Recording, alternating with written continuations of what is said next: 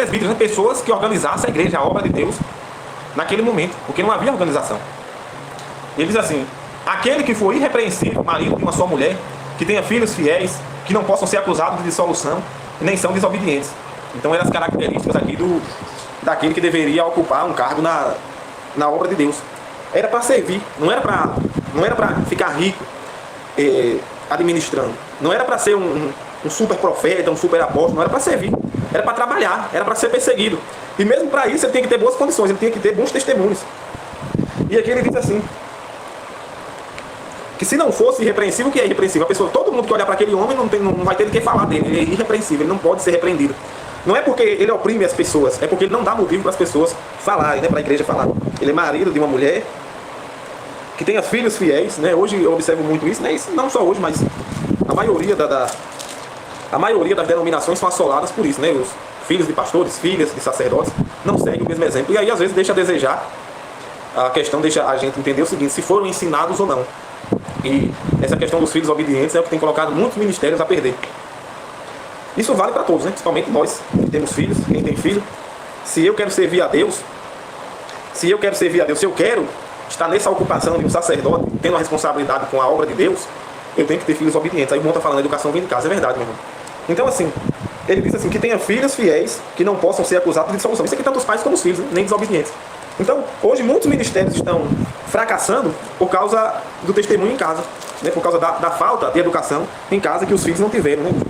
Tem pastores que se dedicam, né, mais à igreja, mais à obra de Deus, do que a obra de Deus em casa, que são a família, os filhos. E aí não imaginam que isso vai colocar o pedágio ali na vida dele, que ele não vai ter condição de pagar, não vai ter condição de corrigir.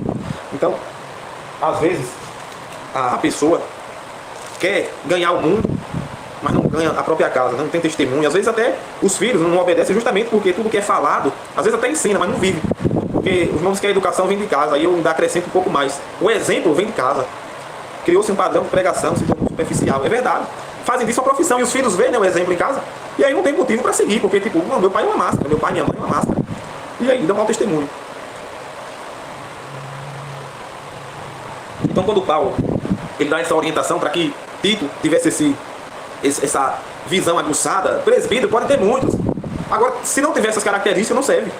Né? Pastores, você tem que ver a família dele primeiro, a família desse sacerdote primeiro. Para você, é claro que agora com esse negócio do YouTube, é mais complicado. É muito mais complicado. Mas Deus permite, aqui e acolá as pessoas vão sabendo, né? Deus vai mostrando que não é aquilo tudo.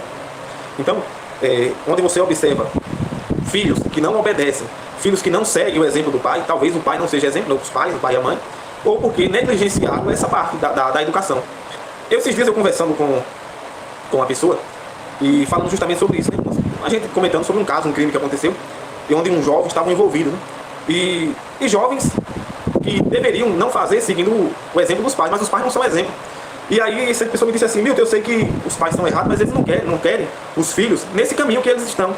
Aí às vezes eles dão conselho, só que os filhos não seguem. Eu falei: você sabe, o melhor conselho que você pode dar à sua filha, ao seu filho, é o exemplo. Não adianta você dizer assim: não use droga e você usando, não beba e você bebendo, não se prostitua e você se prostituindo, não vá para o bar e você vai. Então o maior conselho é esse. Você vai dizer assim: você me vê em algum bar? Você me vê usando droga? Não. Você me vê fazendo o quê? Servindo a Deus, trabalhando. Então pronto, siga o meu exemplo. E às vezes não é nem necessário dizer, porque os filhos já vão seguir. Então o maior conselho que Paulo já prevendo o que poderia acontecer era esse: os filhos devem seguir o exemplo dos pais. Porém, se não seguem, tem alguma coisa errada. Então se tem alguma coisa errada em casa, não vai trazer isso para a igreja.